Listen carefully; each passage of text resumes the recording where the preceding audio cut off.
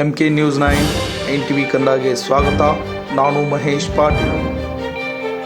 ಇಂದು ಸಂಕೇಶ್ವರ ಪಟ್ಟಣದಲ್ಲಿ ರೈತ ಮುಖಂಡರಿಂದ ಧರಣಿ ಸತ್ಯಾಗ್ರಹ.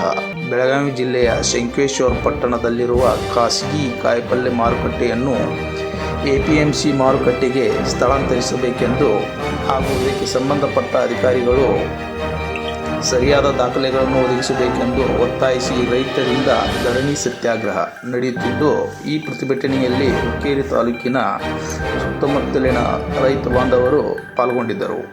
MK news 9 NTV Kannada.